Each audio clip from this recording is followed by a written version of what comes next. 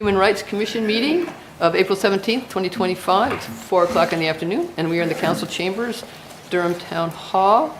And let's start with some introductions. Let's start over here. I am Todd Zelig, the administrator for the town of Durham. I'm Robert Vogt, Durham Town Councilor and representative for the council here on the Human Rights Commission. And I'm Sally Needell, also on the town council. Leslie Schwartz, ordinary citizen. Richard Belshaw, likewise. Janet Perkins Howland. I'm just going to go with citizen. Okay, citizen. We'll go with that. Okay. We're anticipating that we might be joined by another member.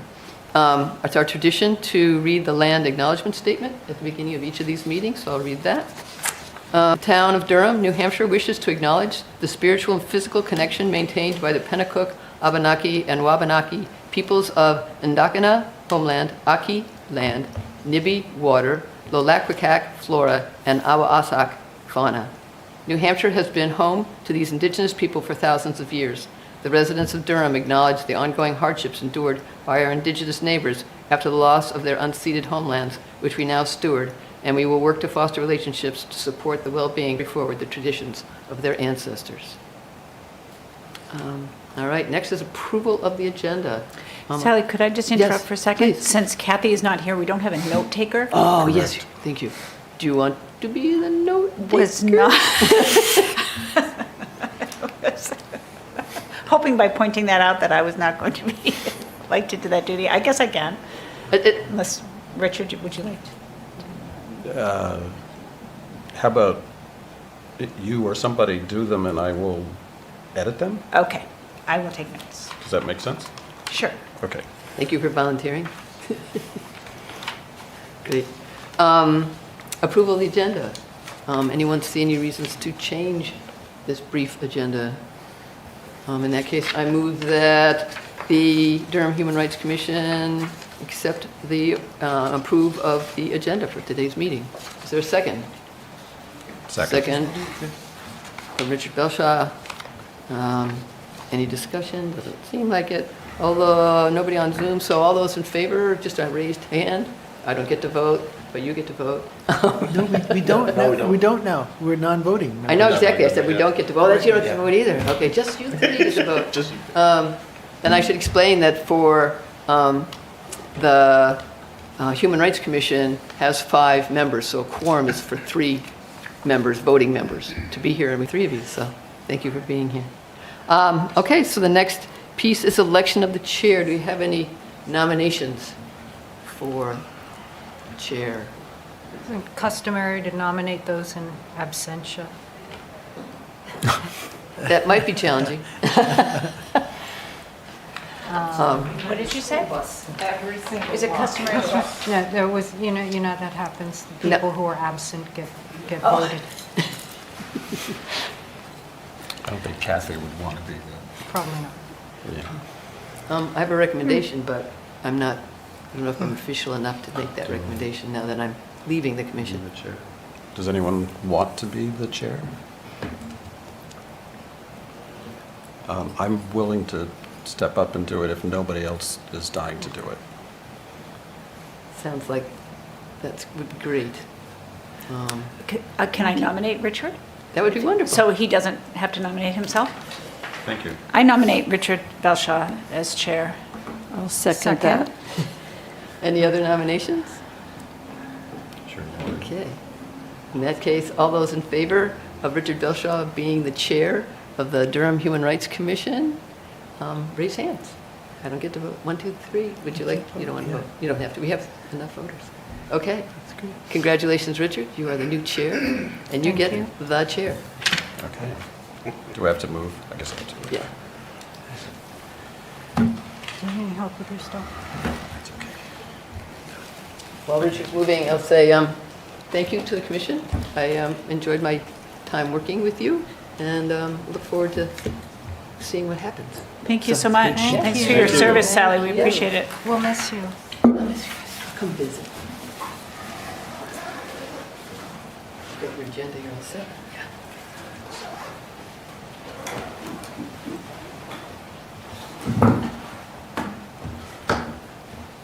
So this is a first for me, so literally first meeting as well. So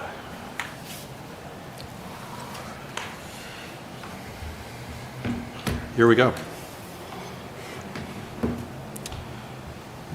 Agenda number 5 is discussion with the Durham Police on how we ensure residents and visitors within the community are afforded free speech protections and safety and security under the law amidst the federal government's current crackdown on various categories of immigrants and/or international visitors. We have 3 of Durham's finest with us today, and the podium is yours. Thank you, sir. Randy Kelly, your police chief. Dave Holmstock, deputy chief. So, we came before your group 6 months ago or so, and we discussed partly what we're going to discuss today, but as you know, there's been a lot of change since then with the election of current president and his edict on cracking down on immigration issues. So we're happy that you guys invited us back to kind of freshen up on where we are now. Let me start by saying the Durham Police Department does not enforce federal law. Immigration, federal law, or federal civil law, neither of which does the Durham Police Department enforce. We enforce state law, motor vehicle and criminal, and we enforce duly enacted town ordinances that come through the town council and approval. There has been a kind of an uproar in the community over what happened last May on the front lawn of Thompson Hall. The Durham Police Department did not take part in that event.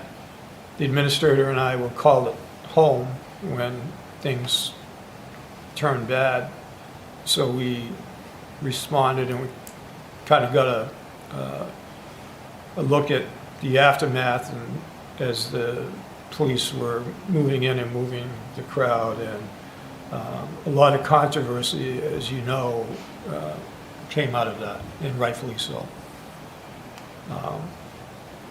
Since that time, the university has worked with the town administrators, met with the president, her senior staff, the UNH police chief, to try to get a handle on what happened on May 1st, what went right, what went wrong, and what do we do moving forward. So she commissioned a group to study the issue. I wouldn't call it an investigation, but an in-depth review.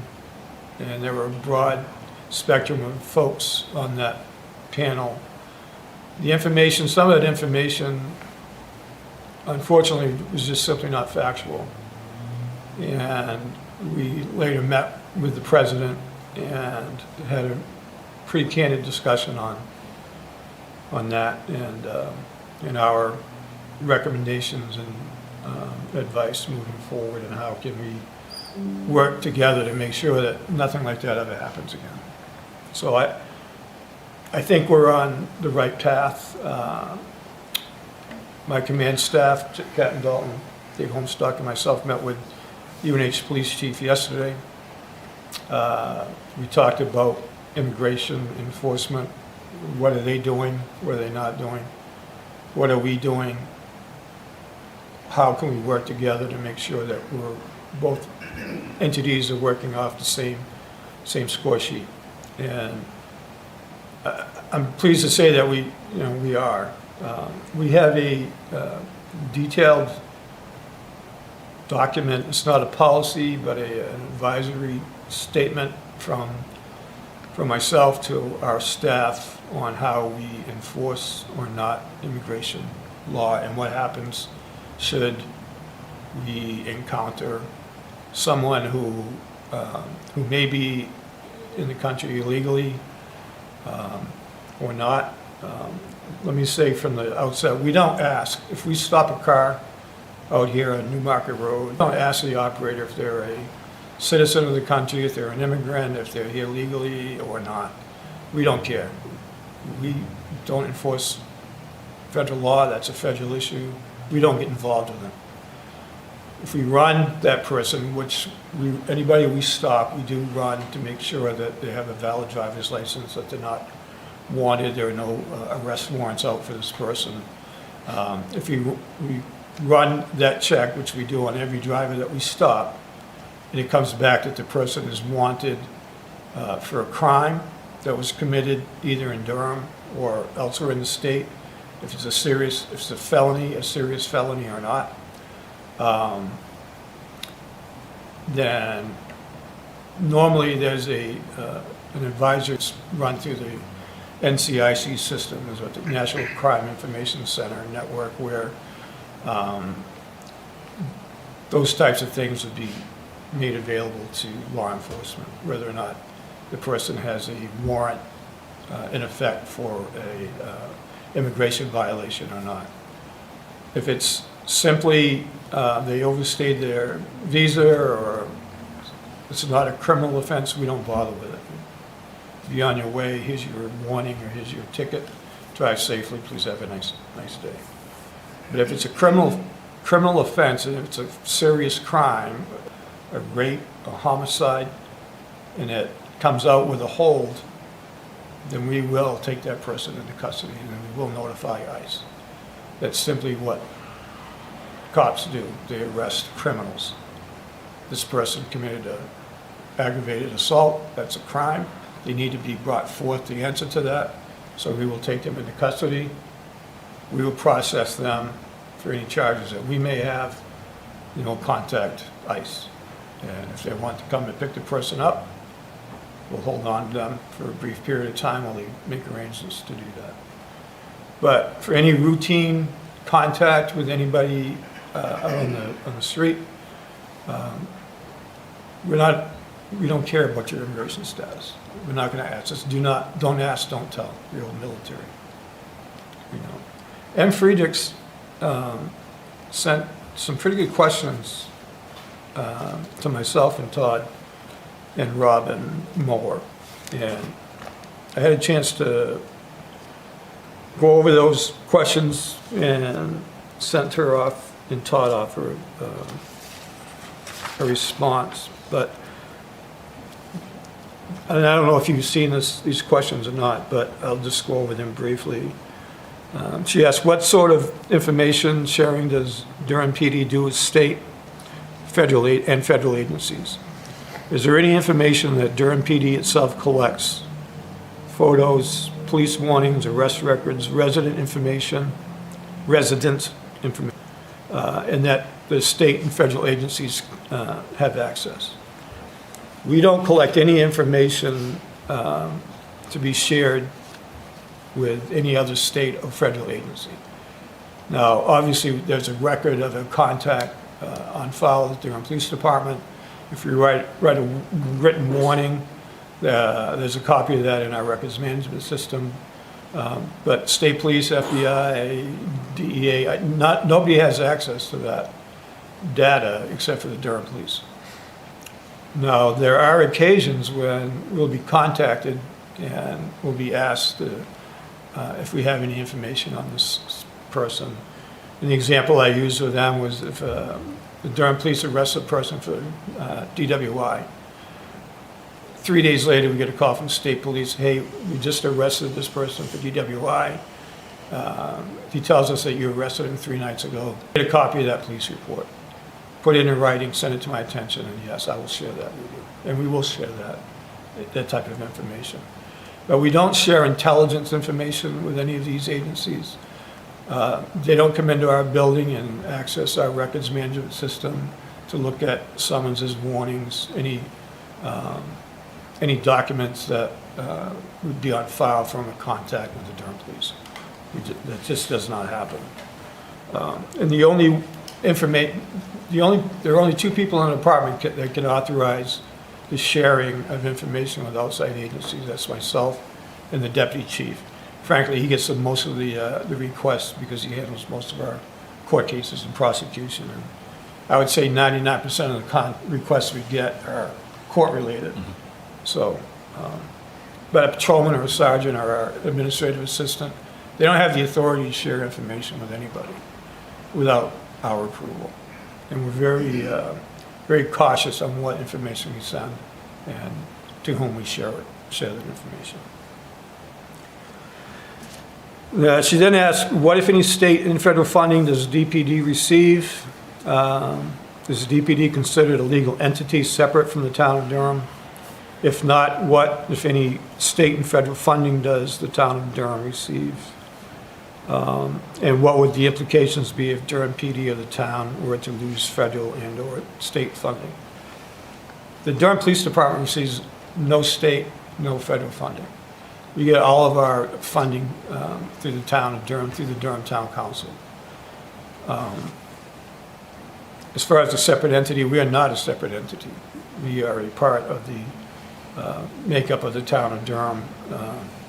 I report to the town administrator. The town administrator reports to the Durham Town Council. So there's no autonomy there. There is a statute in New Hampshire, RSA 105, that spells out some things that empower a police chief, but we get our authority, our policing authority through the town council.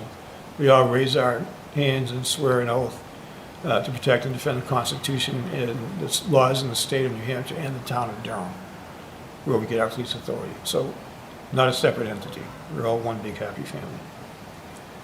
Federal funding, like I said, the police department receives no federal funding, so that's not a concern for us. However, I know administrator checked into that with Gail today, and I don't know if you want to address that. Well, and the only funding we periodically might receive, traffic control grant from the state for directed patrols, which some years we've taken advantage of, other years we haven't.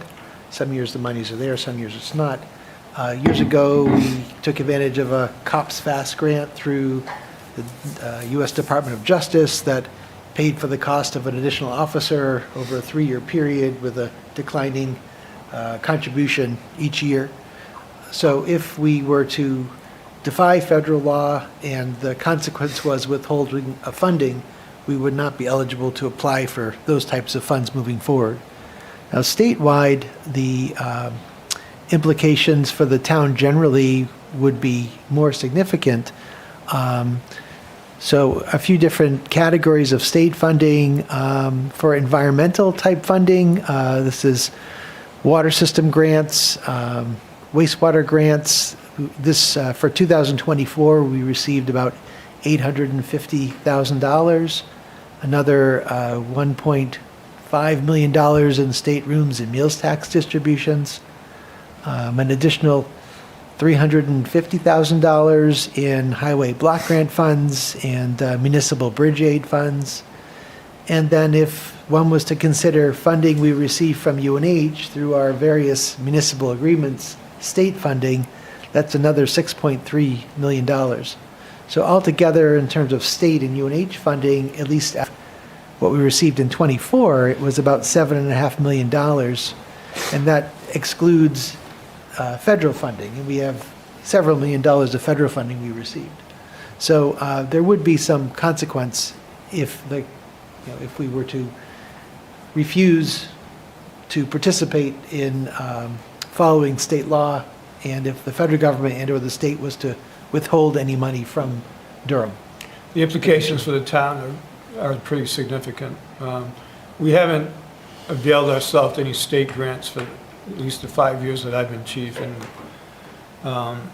the DOJ funds for the Cops Fast grants deal mainly with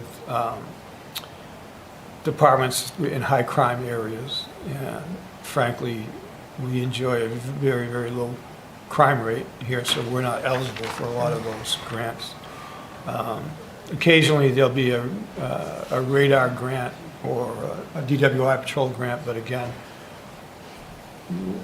frankly, we haven't applied for those because we've been short-staffed so much over the past several years that we just don't have the manpower to put out there. And but the implications to the town could be pretty significant.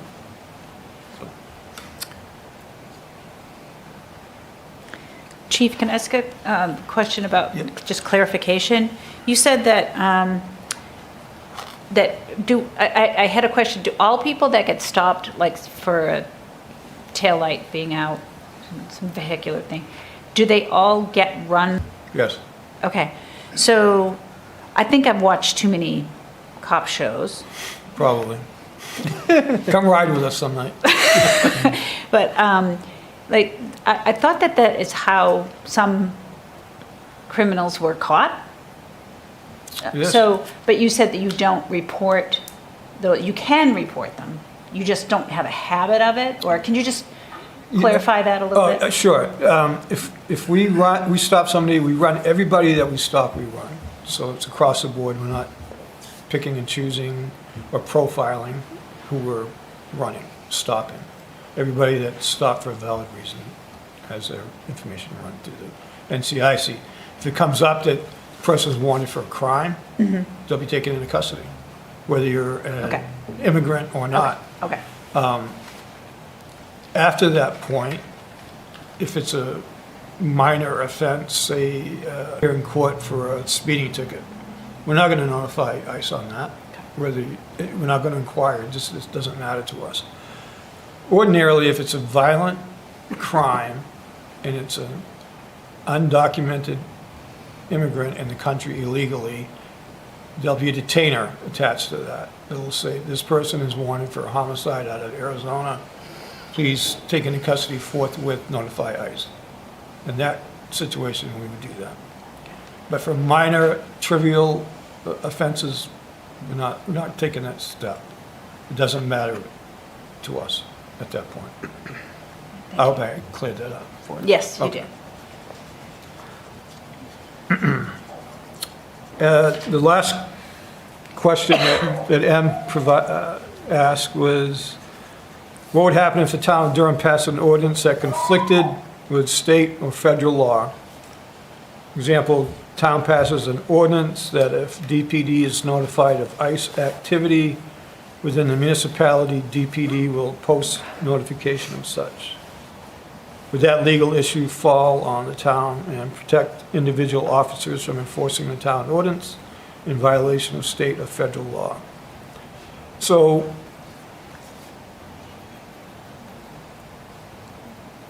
a town ordinance, when a town ordinance is enacted, there's a proposal, the matter's researched, and it's sent to the town's attorneys for their review to make sure that it's not in conflict with state or federal law.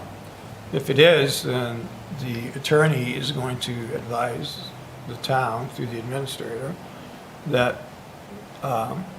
what you're proposing is in direct conflict with it. So that ordinance would not see the light of day. It wouldn't make it to the council, unless I'm missing something along that line, Todd.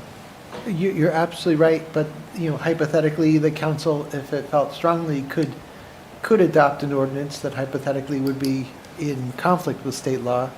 The challenge would be state law trumps town law. Right. And where both the police department and I and councilors have all sworn to uphold state and local laws, it creates a real challenge to do such a thing, I mean, sometimes that happens inadvertently, and we're not aware of it at first, but then we have to work through which rule is in effect and which isn't, and whose rule takes precedence. But once we know, we've got to follow that. So it does create a challenge, potentially.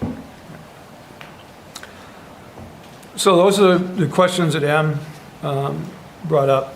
That's kind of my update to you good folks on what we're doing with this conundrum, this mess that's been created that nobody wants or needs.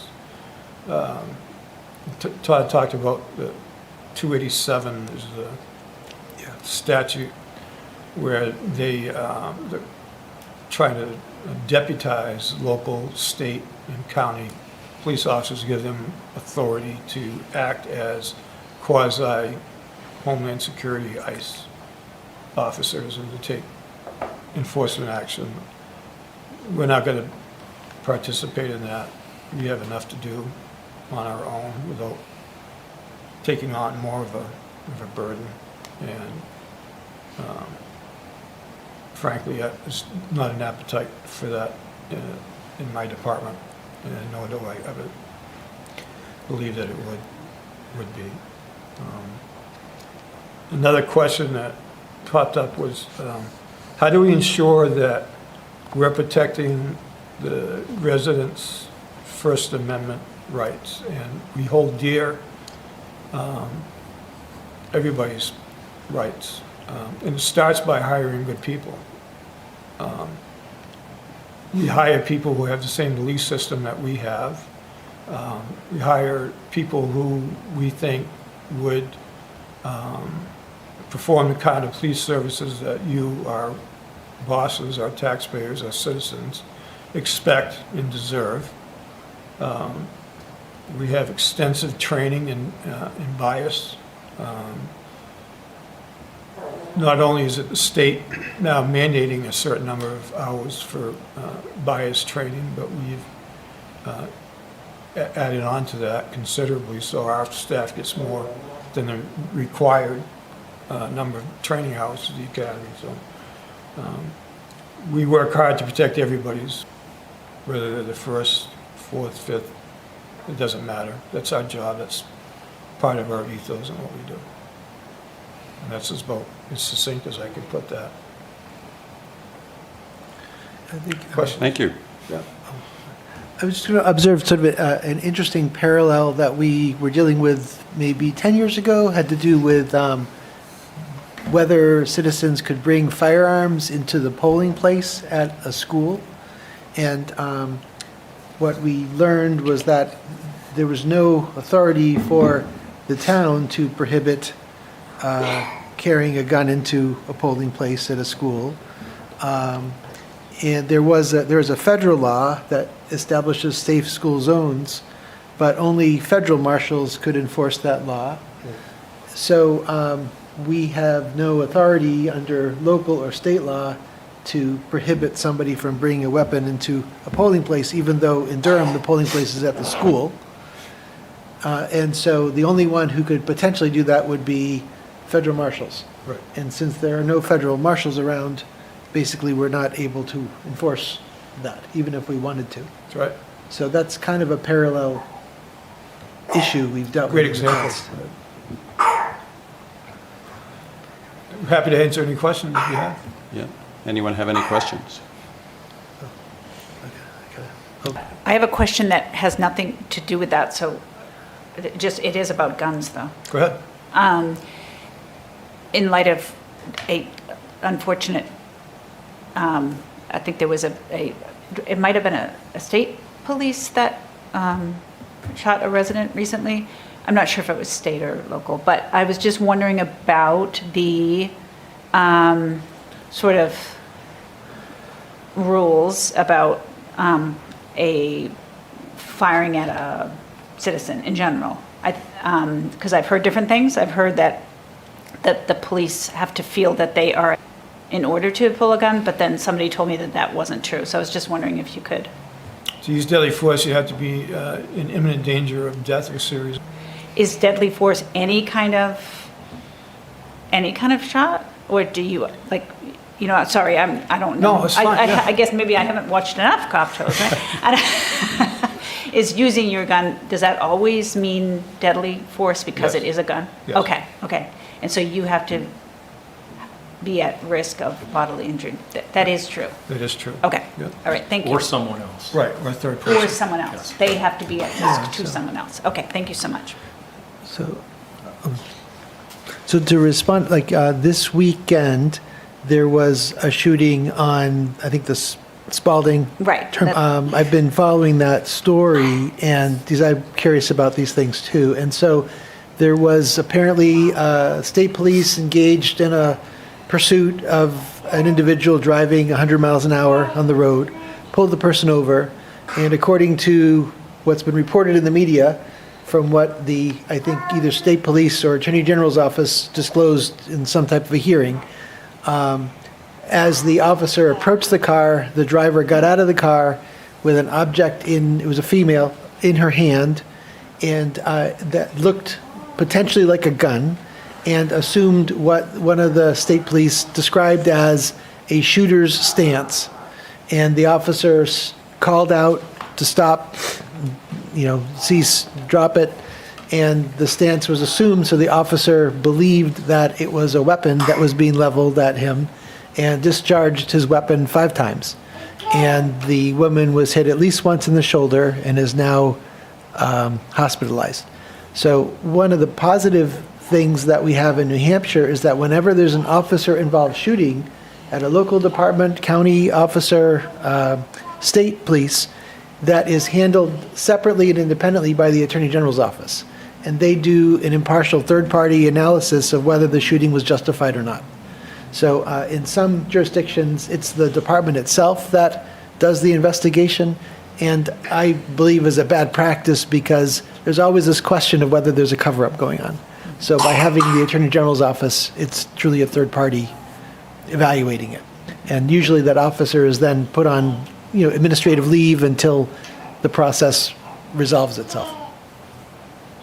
So I had a question. One of the, a lot of the pictures we're seeing of these ICE agents nationally taking people into custody are very disconcerting for a host of reasons. But one is they seem to drive up with their faces covered, like they're about to rob a bank with big guns, and they grab somebody, throw them in the back of the car, and drive off. And what's up with that? How does that happen? It's just really terrible. It is terrible, and the fact is, if ICE were to come into Durham right now and try to take somebody into custody, they don't have to tell us that. They do not have to notify local law enforcement. Now, the people that we deal with that are federal agents in this area who we have, routinely are in meetings with, I'm part of the Stratford County Chiefs Association, and all our federal partners come to our monthly meetings. So we have that rapport, and I'm confident if the DEA or ICE or FBI were going to do something in Durham, they'd pick up the phone and call me and let us know. But it's a horrible look. You're thinking of that young lady that standing on a corner and a van pulls up and 5 goons jump out and grab her, snapping, or what the heck is going on? Right. So these are terrible times we're living in, unfortunately, and our commitment is to try to eliminate as much of that foolishness from Durham as possible. Our commitment is to the town, the citizens, the students. It's for everybody who's here, not just those who are legally documented. As long as you're not committing a crime and you're not calling attention to yourself and you're not a problem, why do we want to get involved in that? We don't. But I agree, it's a horrible look. So just building off of that, I guess I'm interested in, have you felt pressured to step up and be part of this to date in any way?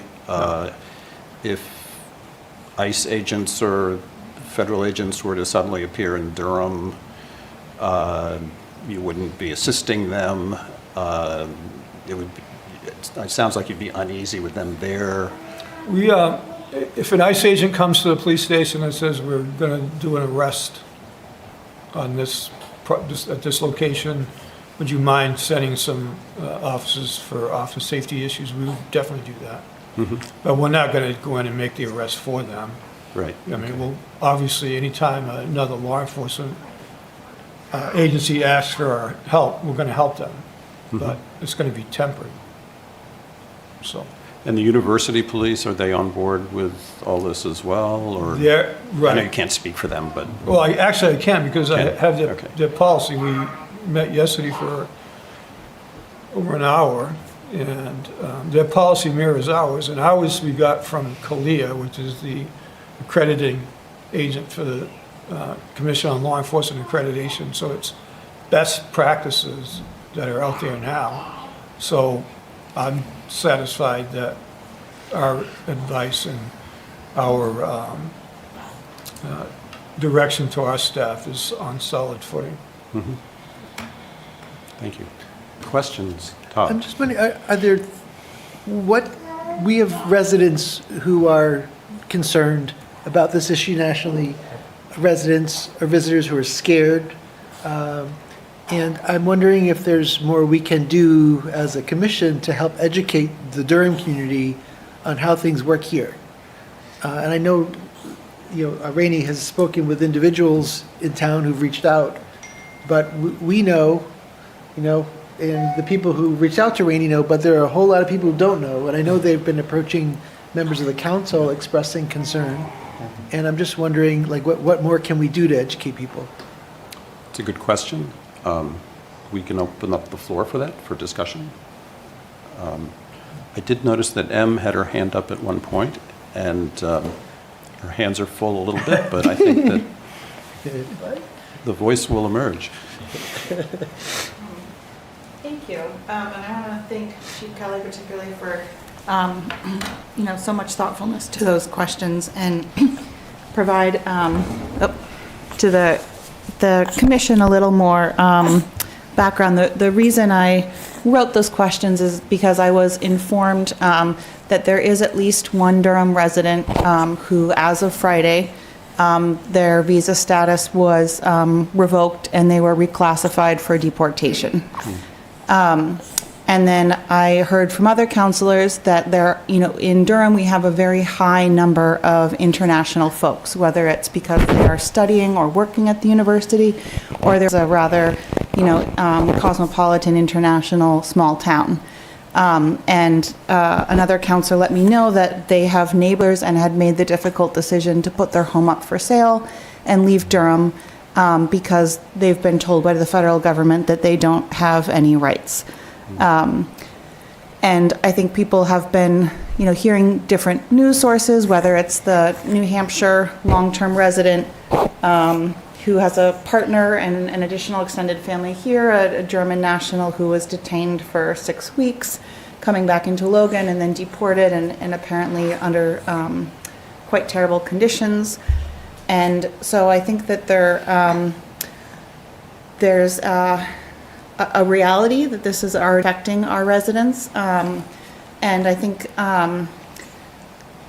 I realize after the fact that there are perhaps some additional questions that might come up along this line, such as, one of the big concerns has been around people protesting, especially if they are here on visas. If there are pictures taken of a protest for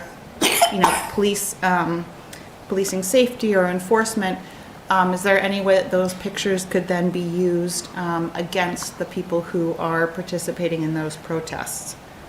They wouldn't get any pictures from us. I can't speak for the university. I would recommend you send an email to Interim Chief Steve Lee, and I'm sure he'd be more than happy to speak with you on that issue. But we don't take pictures of protesters and then share them. And then I think the other concern that has come up quite a bit in those conversations is that the question of whether the current administration is acting in an extrajudicial manner. And so what happens when, the federal agents that are coming in are not themselves following federal law. And, we as a community or our police officers are put in that difficult situation where they are being asked to support or are worried that they are not defending the rights of someone who should have certain legal rights because the federal agent themselves are not following the law or acknowledging those rights. And an example might be there's been situations where there was a judge who issued an order that someone should not be detained or could not be removed from a certain state. And, you know, the federal agents did that anyway. And so I guess one question along those lines might be if ICE or another federal agency were coming in and requesting support, you know, would you ask to see warrant information first? Is that something that they would provide, or could you feasibly ask to see warrant information before you would agree to support them? We could, yes. And they're pretty forthcoming with that kind of, so if they have a valid warrant, they'll share it with us. It's not a problem. What would happen if, under the scenario, ICE agents came and they wanted to take somebody into custody and they did not have the proper paperwork? Or you were suspect that what they were presenting wasn't actually lawful? In that case, would Durham Police act to sort of defend the citizen? Or how would that play out? Be on the phone with the Attorney General for their guidance on that. They're federal law enforcement agents, so they have certain abilities, and enforcing federal law is one of those things that they do that we don't. But if there's a question, and I think that they're doing something illegal or unlawful, I would not hesitate to contact the Attorney General and get further guidance. Like I said, we have a good rapport with our federal partners in this state. Other parts of the country, I mean, I couldn't speak to, but I feel pretty confident if a member of Homeland Security came and wanted to arrest somebody and David asked for a copy of the warrant, they'd happily provide that. So. And my last question would be, if a group of people were to show up, you know, and be, not have badges, and to arrest someone off the street, unmarked vehicles or things like that, I mean, if I were witnessing that, I think I would be tempted to call 911 and ask for the Durham Police to come. Would you advise people to do that, to clarify that it's not a kidnapping situation? If that did happen, how would you handle that situation if you were called in?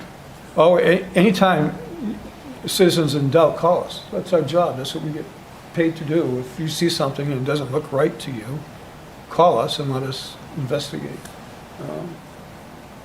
But I really don't see a scenario where ICE would come into Durham and just scoop someone up off the street without at least checking with us and letting us know that they're in town. They do that. DEA does that. FBI has done it. So I think relationships with our federal partners are pretty strong. So it's not to say that that couldn't happen, but obviously if a citizen is concerned with what they see, we would always encourage them to call us. Thank you. You're welcome. And thank you, everyone, for letting me ask a few more questions. Thank you, Em. Any other questions for the chief? Yes. Thank you for being here, Chief, and thanks for bringing your entire crew here. It's so great to see everybody, and I know it's a beautiful day outside, and we'd all love to be enjoying it, but this is important stuff It is. we're going to be talking about here. I just wanted to flag, it was brought to my attention actually today amongst some community. Wanted to get your perspective on it. Governor Ayotte had shared some items yesterday around 8 o'clock yesterday morning on social media praising some of the work of ERO Boston, which of course is the acting ICE department down in Massachusetts. And it was concerning for a lot of folks to see that. You know, we're talking about the governor of New Hampshire sharing out narratives and stories about how great of work that they're doing detaining so many folks and whatever else. So based on what you've said to us today, which is really reassuring that, Durham Police is going to act in the best interest of the community here. I just wanted to get an idea from you around your concerns. Hearing that, these kinds of messages and whatever else, I think they're kind of contradicting what you have outlined here today. I really don't feel comfortable contradicting what the governor has said. I didn't see that, so I really don't feel I could speak intelligently on that right now without looking at it further. Sure. Thank you, Chief. Appreciate it. Anyone else? Well, thank you. Thank you. We appreciate it very for much. coming. Yeah, thank you. Leslie, it's nice to see you. Nice to see you. Please as say hello well. to your husband. Will do. I was stationed with Leslie's husband about 40 years ago at Pete's. It was a long time Yeah, it ago. was. Many moons. He was a JAG officer. He I'd was. catch them and hit fillet 'em. Pardon? I'd catch the bad guys, the fish, and hit fillet 'em. He was a prosecutor, guys. Sometimes he was defense also. Yeah, he was bad. Yeah. Take care. Thank you so much. Thanks, folks. Thank you. Okay. Item 6. I know we only have 10 minutes before you have to leave, so let's jump into number 6. Update from Janet Perkins Howland on, well, wait, before I do that, Todd asked an interesting question about what we do in response to filling in the town on these issues that were Yeah. just addressed, and I think that's a very valuable discussion to have. Can we, what's the consensus here? Do you want to have this conversation now? Do you want to bump it to our next meeting? Where was the 5 o'clock deadline coming from? Because we've, I have to leave to another meeting. okay. So, but you still have, We still you have have three. 3, yeah. For a quorum, you Correct. will still have a quorum. Correct. But I wanted to make sure that you were here for the next one as well, so. Thank you. And to What set a is- next meeting date too before you leave. Okay. What is the desire of the commission? Is that do you mean about the discussion, to get to this discussion? Should we sort of codify it and send it out, like, is it a Friday updates item? Or is it something different? I'm thinking that there's a lot of information, you've sent a lot of documents by email just now, right before the meeting, and I on immigration. I would like to read all that and digest that information. Maybe we all need to do that before we have this conversation, or not. We don't have to. But I definitely agree that that's a very valuable discussion to have. And I think that as an advisory committee to you, we should be able to have that discussion and talk about it. So it's just a matter of when, as I see it. Yeah, I would just urge, I know the council's probably going to have a lot of questions and a lot of follow-up based on our conversation here today during the commission meeting, so I'm sure that we'll be putting together some questions that I can come back to this commission with from our general consensus, but I think that there's a lot of information just from what we heard today and what was presented to us in emails that I think probably by next meeting, having the opportunity to really read through it, because as it was kind of outlined by M too, there's an opportunity for education here with the commission to give that back to the public, and what Todd had spoken of as well. So I would urge that personally.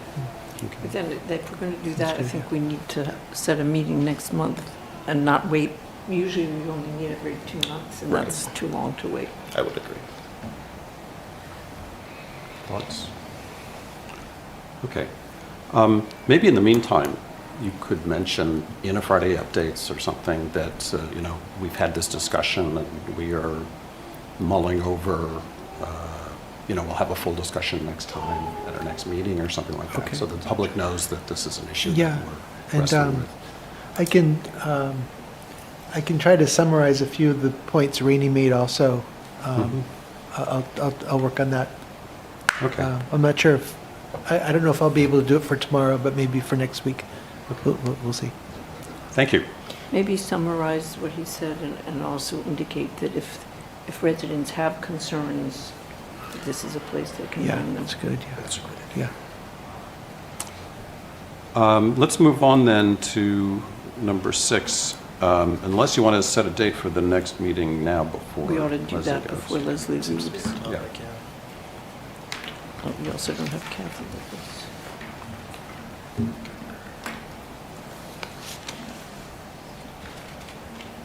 So today's the 17th. In a month, we're looking at May 15th.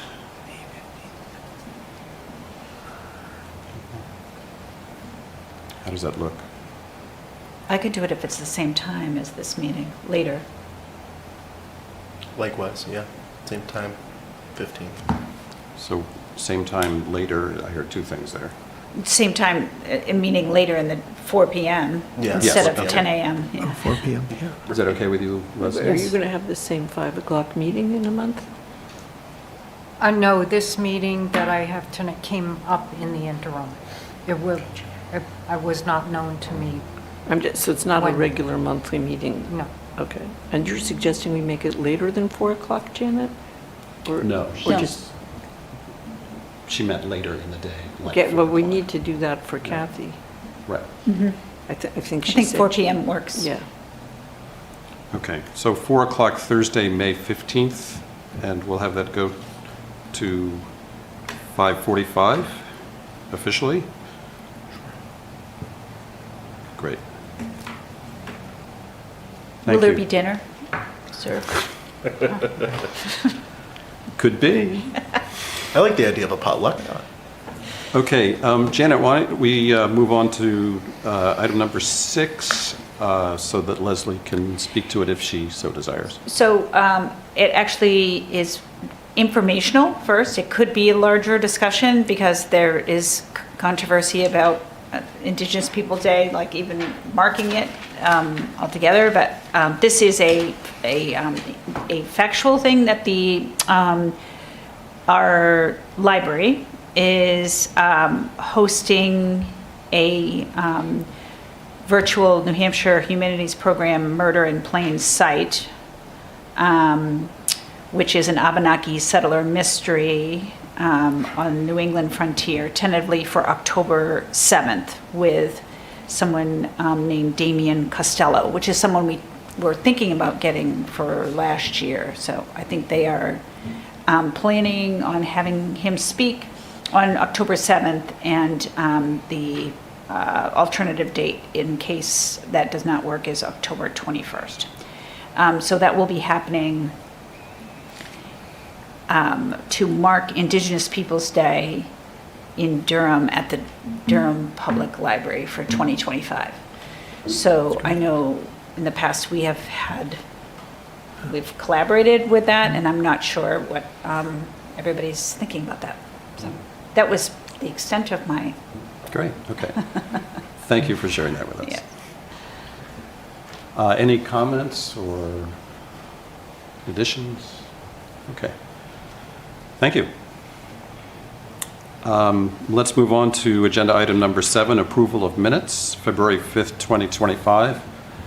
With this, Well, can I, does, that, there was sort of a question in there, which is, does the HRC want to have any part? Because I know that in the past year, we have collaborated with, well, last year we collaborated with the library to have the Indigenous storyteller. So do we want to have any part in that or not? thoughts by anyone? Help sponsor it or? I think sponsorship would be a great way of getting awareness that the committee exists as well. So try to get more people on it. So Yeah, I would agree. Okay, all right, I'll reach out to Debbie, how we can help. Good, thank you.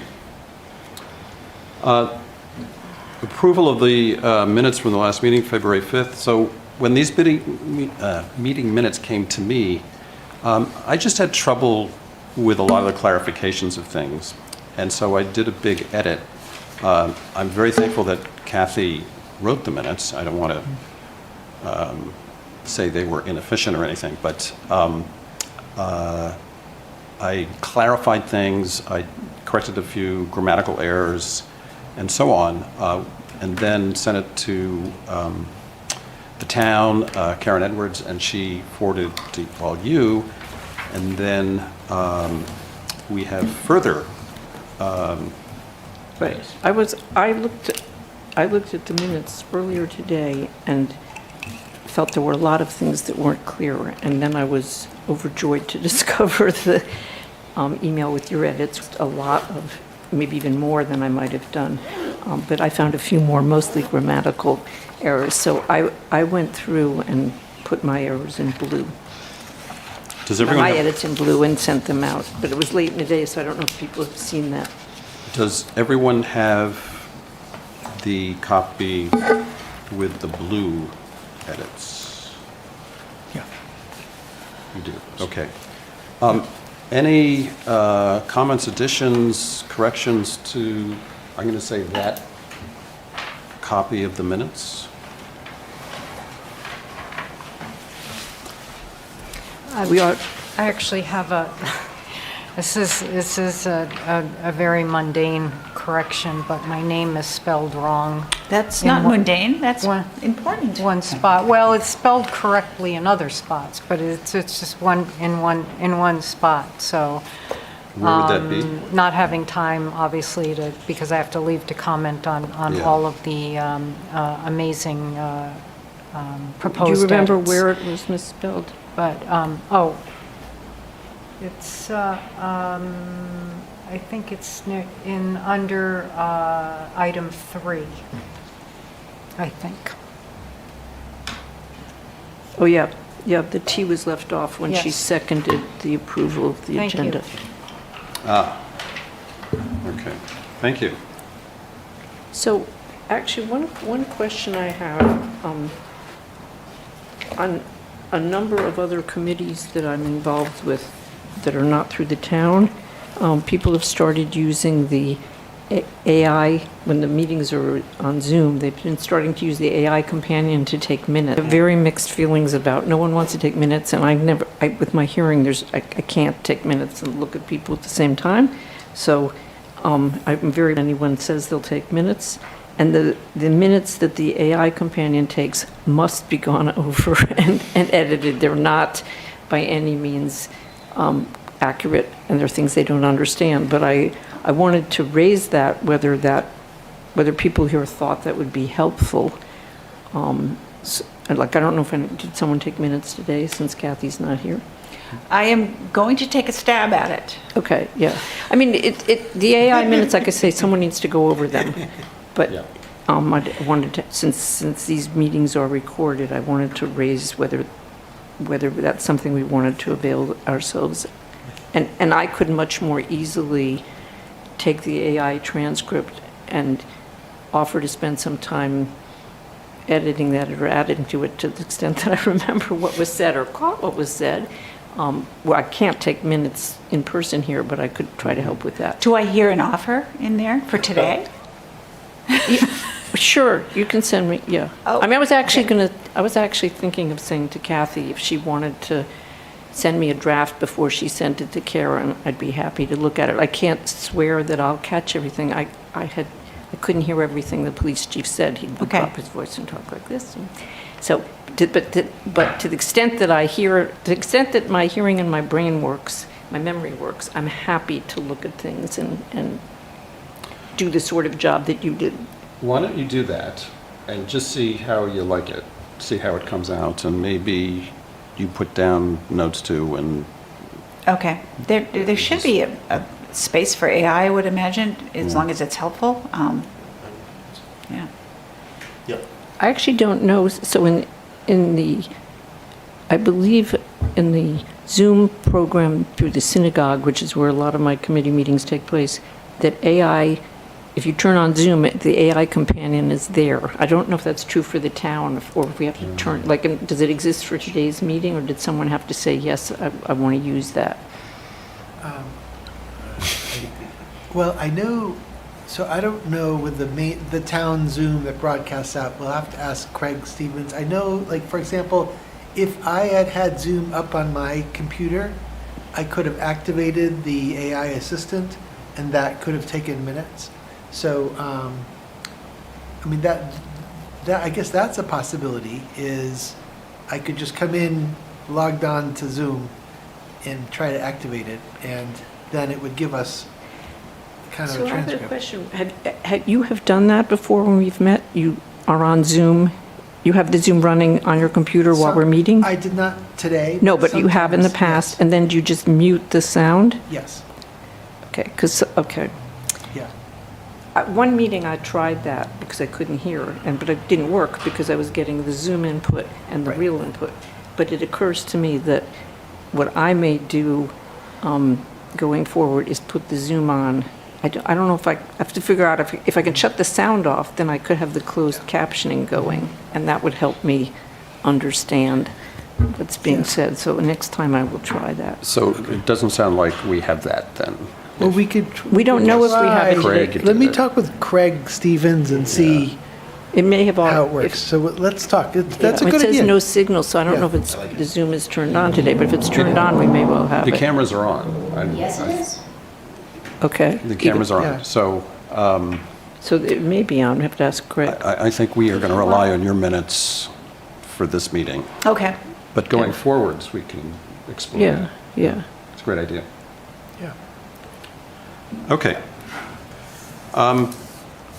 I will take a motion to approve the minutes of February 5th, 2025. I have one, actually, I just saw another, this is really nitpicky, and I don't really care, but I want to point out that we have an inconsistency where sometimes when someone is referred to in the minutes, for example, on number 6, it says Commissioner Schwartz shared her research, blah, blah, blah, blah, blah.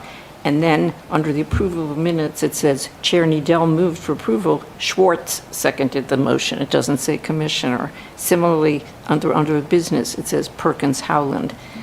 It doesn't say Doctor or Commissioner.